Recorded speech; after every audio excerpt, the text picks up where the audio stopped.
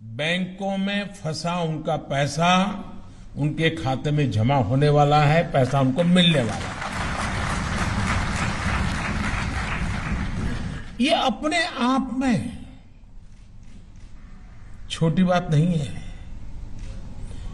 और मैं खास करके हमारे देश को, हमारे जो मीडिया के साथी हैं, आज मैं उनसे एक रिक्वेस्ट करना चाहता हूं। और मेरा अनुभव है, जब स्वच्छता अभियान चला रहा था, मैंने मीडिया के मित्रों को रिक्वेस्ट की, आज भी उसको वो बराबर मेरी मदद कर रहे हैं। आज मैं फिर से उनको एक रिक्वेस्ट कर रहा हूं।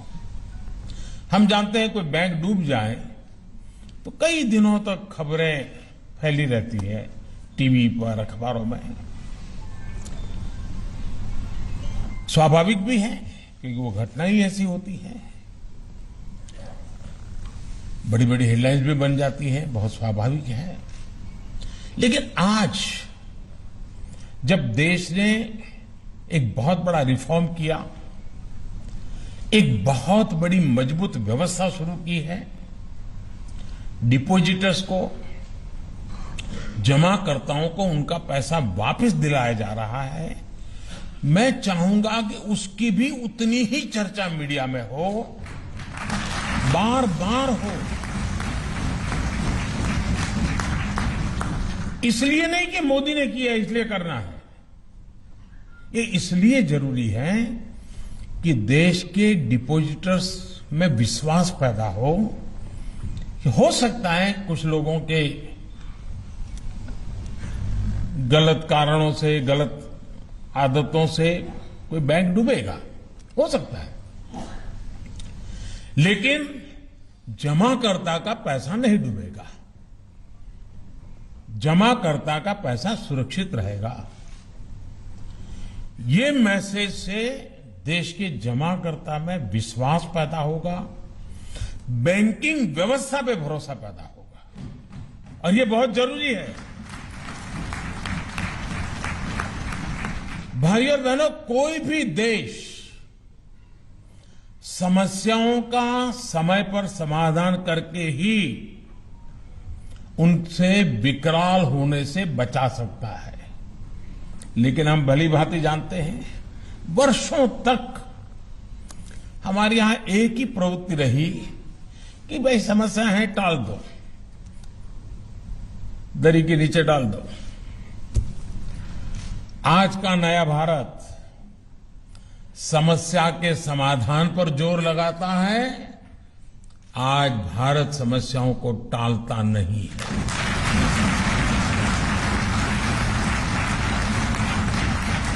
आप जरा याद करिए, एक समय था जब कोई बैंक संकट में आ जाता था तो डिपॉजिटर्स को, जमाकर्ताओं को अपना ही पैसा, ये पैसा उनका खुद का है, जमाकर्ता का पैसा है, उनका खुद का पैसा पाने में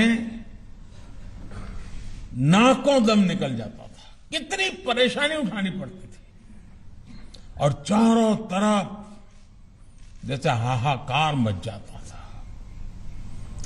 और ये बहुत स्वाभाविक भी था। कोई भी व्यक्ति बहुत विश्वास के साथ बैंक में पैसा जमा कराता है, खासकर हमारे मध्यम वर्ग के परिवार, जो फिक्स सैलरी वाले लोग हैं, वो फिक्स इनकम वाले लोग हैं, उन लोगों के जीवन में तो बैंक ही उनका आसरा होती है। लेकिन कुछ लोगों की गलत नीतियों के कारण जब बैंक डूबता है तो सिर्फ इन परिवारों का सिर्फ पैसा नहीं फंसता था, एक तरह से उनकी पूरी जिंदगी ही फंस जाती थी। पूरा जीवन एक प्रकार अंधकार सा लगता था। क्या करेंगे?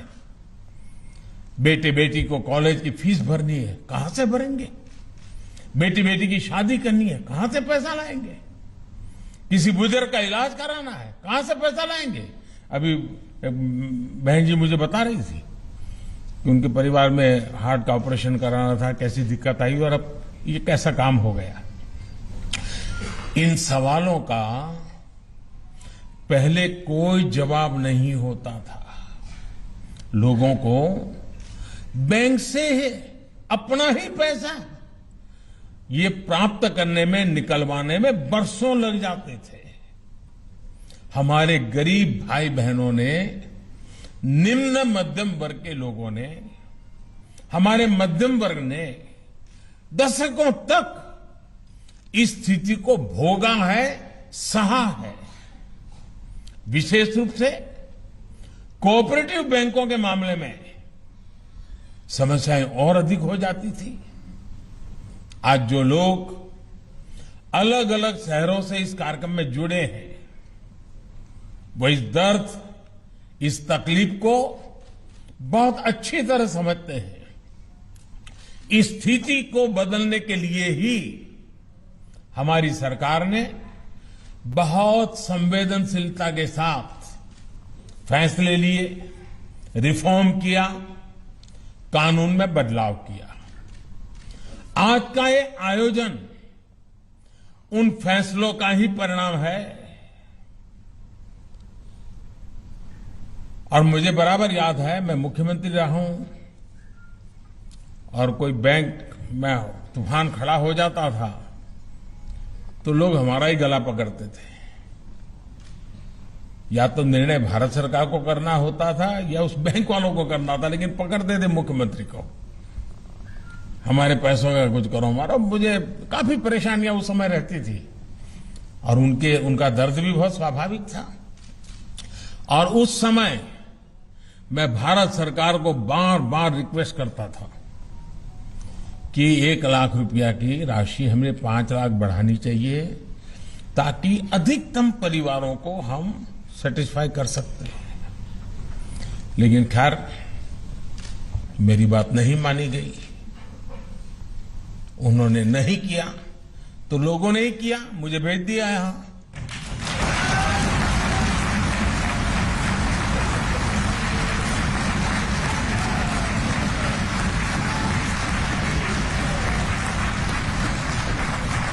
मैंने कर भी दिया। साथियों, हमारे देश में बैंक डिपॉजिटर्स के लिए इंश्योरेंस की व्यवस्था 60 के दशक में बनाई गई थी, यानी उसको भी करीब 60 साल हो गए। पहले बैंक में जमा रकम में सिर्फ 50,000 रुपये तक की राशि पर ही गारंटी थी। फिर इसे बढ़ाकर 1 लाख रुपया कर दिया गया था। यानी अगर बैंक में डूबा जो डिपॉजिटर्स के पैसे जमाकर्ताओं को 1 लाख रुपया तक तो मिलता था, लेकिन वो भी गारंटी नहीं कब मिलेगा, 8-8, 10-10 साल तक वो मामला लटका रहता था। कोई समय सीमा नहीं थी। गरीब की चिंता को समझते हुए, मध्यम वर्ग की चिंता को समझते हुए हमने इस राशि को 1 लाख से बढ़ा करके 5 लाख रुपया कर दिया। यानी आज की तारीख में कोई भी बैंक संकट में आता है तो डिपॉजिटर्स को, जमाकर्ताओं को 5 लाख रुपये तक तो जरूर वापस मिलेगा। और इस व्यवस्था से लगभग 98% लोगों के अकाउंट्स पूरी तरह से कवर हो चुके हैं। यानी 2% को ही थोड़ा थोड़ा रह जाएगा। 98% लोगों का जितना पैसा उन्होंने है वो सारा कवर हो रहा है। और आज डिपॉजिटर्स का लगभग, ये आंकड़ा भी बहुत बड़ा है, आजादी का 75 साल चल रहे हैं, अमृत महोत्सव चल रहा है। ये जो हम निर्णय कर रहे हैं ना, इससे 76 लाख करोड़ रुपए पूरी तरह इंश्योर्ड है। 76 लाख करोड़ रुपया, इतना व्यापक सुरक्षा कवच तो विकसित देशों में भी नहीं है। साथियों, कानून में संशोधन करके, रिफॉर्म करके एक और समस्या का समाधान करने की कोशिश की है। पहले जहां पैसा वापसी की कोई समय सीमा नहीं थी, अब हमारी सरकार ने इसे 90 डेज, 90 दिन, यानी कि 3 महीने के भीतर ये करना ही होगा, ये कानूनन तय कर लिया। यानी हमने ही सारे बंधन हम पर डाले हैं, क्योंकि इस देश के सामान्य मानवी, इस देश के मध्यम वर्ग की, इस देश के गरीब की हमें चिंता है। इसका मतलब यह हुआ कि अगर बैंक वीक हो जाती है, बैंक अगर डूबने की स्थिति में भी है, तो 90 दिन के भीतर जमाकर्ता को उनका पैसा वापस मिल जाएगा। मुझे खुशी है कि कानून में संशोधन के 90 दिन के भीतर ही हजारों डिपॉजिटर्स के क्लेम सेटल भी किए जा चुके हैं। साथियों, हम सब बड़े बड़े विद्वान, बुद्धिमान, अर्थशास्त्री जो बात को अपने अपने तरीके से बताते हैं, मैं अपनी सीधी सादी भाषा में बताता हूं। हर कोई देश प्रगति चाहता है, हर देश विकास चाहता है, लेकिन ये बात हमें याद रखनी होगी कि देश की समृद्धि में बैंकों की बड़ी भूमिका है।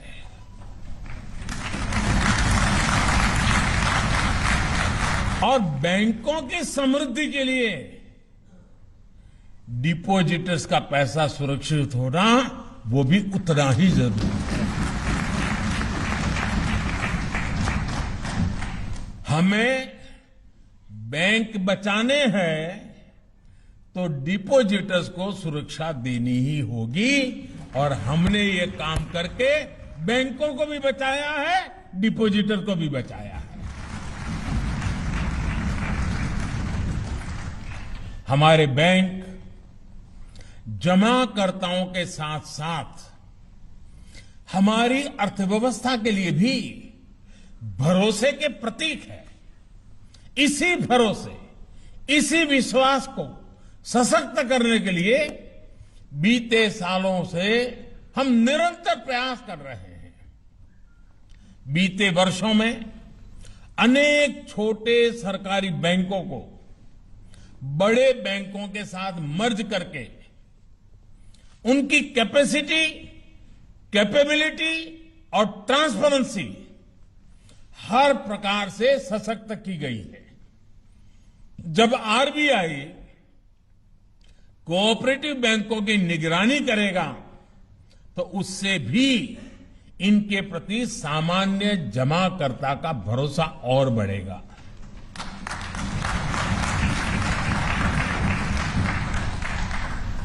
हमने कोऑपरेटिव की एक नई व्यवस्था की है, नई मिनिस्ट्री बनाई है। इसके पीछे भी कोऑपरेटिव संस्थाओं को ताकतवर बनाने का इरादा है। कोऑपरेटिव मिनिस्ट्री के रूप में विशेष व्यवस्था बनने से भी कोऑपरेटिव बैंक अधिक सशक्त होने वाले हैं। साथियों, दशकों दशक तक देश में यह धारणा बन गई थी कि बैंक सिर्फ ज्यादा पैसे वालों के लिए होता है। ये अमीरों की ही का घराना है, ऐसा लगता था। जिसके पास अधिक पैसा है वही जमा करता है, जिसके पास बड़ा बिजनेस है उसी को जल्दी और ज्यादा लोन मिलता है। ये भी मान लिया गया था कि पेंशन और बीमा जैसी सुविधाएं भी उसी के लिए हैं जिसके पास पैसे हैं, धनी है। दुनिया के सबसे बड़े लोकतंत्र के लिए ये ठीक नहीं है। न ये व्यवस्था ठीक है, न ये सोच ठीक है। और इसको बदलने के लिए भी हम निरंतर प्रयास कर रहे हैं। आज किसान, छोटे दुकानदार, खेत मजदूर, कंस्ट्रक्शन और घरों में काम करने वाले श्रमिक साथियों को भी पेंशन की सुविधा से जोड़ा जा रहा है। आज देश के करोड़ों गरीबों को 2-2 लाख के दुर्घटना और जीवन बीमा के सुरक्षा कवच की सुविधा मिली है। पीएम जीवन ज्योति बीमा योजना और पीएम सुरक्षा बीमा योजना के तहत लगभग 37 करोड़ देशवासी इस सुरक्षा कवच के दायरे में आ चुके हैं। यानी एक प्रकार से अब जाकर देश के फाइनेंशियल सेक्टर का, देश के बैंकिंग सेक्टर का सही मायने में लोकतांत्रिकरण हुआ है। साथियों, हमारे यहां समस्या सिर्फ बैंक अकाउंट की ही नहीं थी, बल्कि दूर सुदूर तक गांवों में बैंकिंग सेवाएं पहुंचाने की भी थी।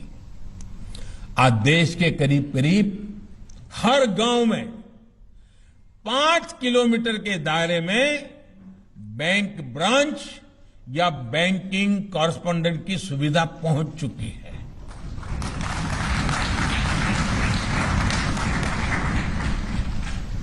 पूरे देश में आज लगभग 8.5 लाख बैंकिंग टच पॉइंट्स हैं।